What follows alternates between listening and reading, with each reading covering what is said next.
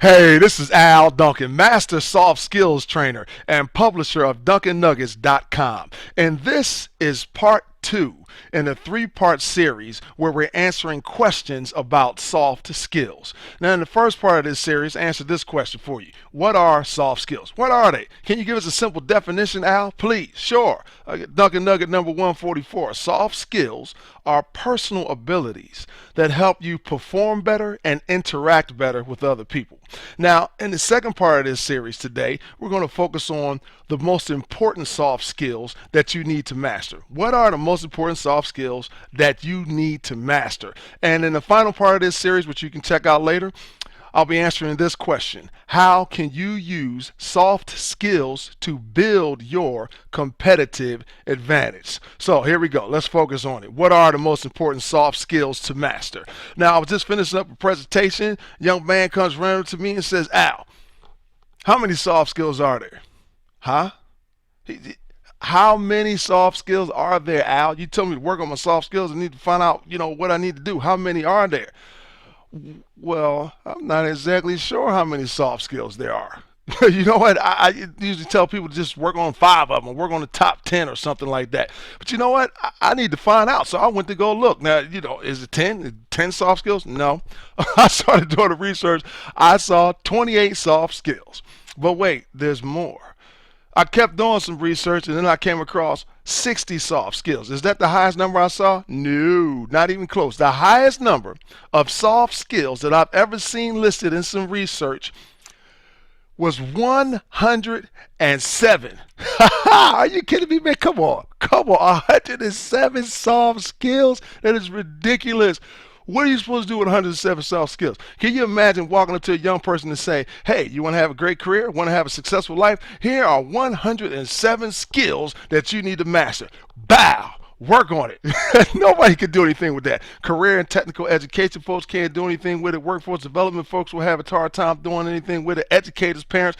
107 soft skills is very hard for anybody to deal with. It's ridiculous, and some of those things they were listening, they weren't even really skills per se. They were more like phrases and attributes and behaviors, so we got to break this thing down because it needs to be more simple so that people can figure out what skills I need to work on and when should I start working on them. So I start looking through research surveys and polls and looking at various studies that show what soft skills were consistently ranking high. Maybe I got to just focus on the top ones.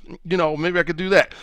Nah, that wasn't working too good because depending on what research you're looking at, some skills were ranked high over here and the other skills were ranked high over here. There were a few that were consistently ranked high, but it was still kind of hard to pin down. So I figured out, probably the best thing to do is to break these down into families or clusters. So I did some more research and I found I'm not the only one trying to do that. There's quite a bit of research, some I came across at Michigan State University and some economic and workforce development boards where they start breaking soft skills down into categories. So you know what? That's the route I was going to go. And I did.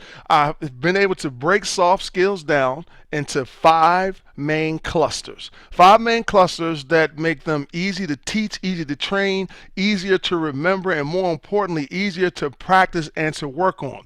The first cluster is communication skills. I'm talking about verbal and nonverbal communication skills. That involves writing, written communication skills. It is one of the skills that is most lacking in the workforce. Employers, educators from all levels, from secondary education, that'd be high school, to higher education, are complaining about the lack of written communication skills. So that is something that is very important. And of course, that involves active listening and things of that nature. On most of the surveys and most of the research that I look at, communication is always somewhere up there in the top 3, if it's not number 1.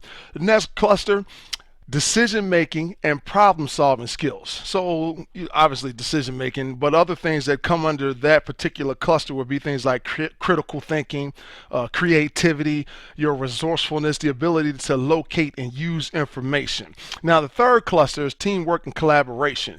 And actually there was a survey done by the National Association of Colleges and Employers, and not too long ago, teamwork actually came in number one on that particular survey. The actual language that they used was the ability to operate effectively in a team environment. So that came in number one. Teamwork and collaboration is definitely crucial to your success. Up next, self-management and professionalism. Can you take care of yourself? That is your work ethic. Time management, the ability to plan, prioritize, and organize your information. Do you look like you deserve to work here? And all those type of things fall under that particular category. And of course, your attitude. Can't leave out your attitude. And the final cluster, the fifth one, is leadership, influence, and persuasion skills.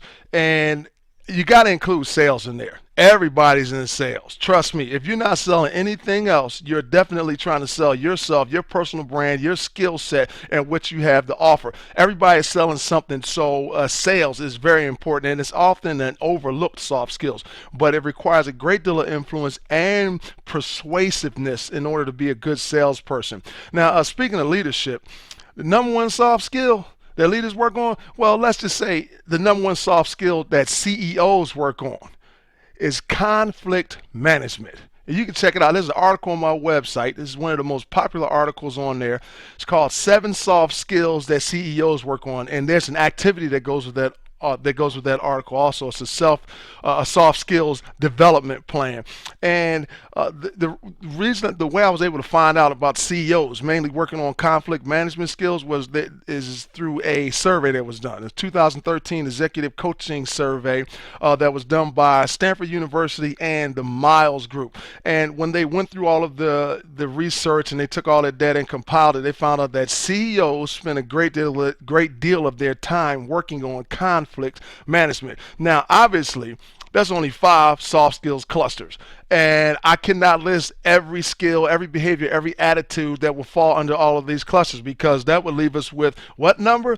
107, right? Yes, and it's not happening. Okay, so if you want some more examples, head over to DuncanNuggets.com. There's a list of soft skills and related terms right there. You can click the link that I'll put down below the description in this video. Now, coming up next in the final part of this series, I'll answer this question for you. How can you use soft skills to build a competitive advantage? So now that you know that there's a ton of soft skills, and we've broken them down into some easy clusters, 5 easy clusters that you can use to begin to work on them and develop a plan for making them part of your arsenal. Real question is, well, what cluster should you focus on first? No problem. Duncan Nugget, number 47. Focus on your strengths. Manage your weaknesses. That means you spend some of your time working on your weaknesses, but you spend most of your time, most of your energy, and most of your effort working on what you do best. This is what great performers do. There's an awesome book that I read called Now Discover Your Strengths by Marcus Buckingham. It's a great book. He's kind of the father of the whole strengths movement. And if you look at people from all walks of life, successful people, great people, exceptional people, you will find that they spend the majority of the time focused on what they do best. It doesn't mean they ignore their weaknesses. They manage them. They don't allow them to keep them from becoming successful, but the effort is placed on what they do best. $1,000,000 question. What are your best soft skills, and how will you get better at them? Hey, this is Al Duncan, and you've been listening to the second part in a 3-part series on soft skills. I look forward to seeing you on part number 3. Until then, be safe, be well, and be blessed.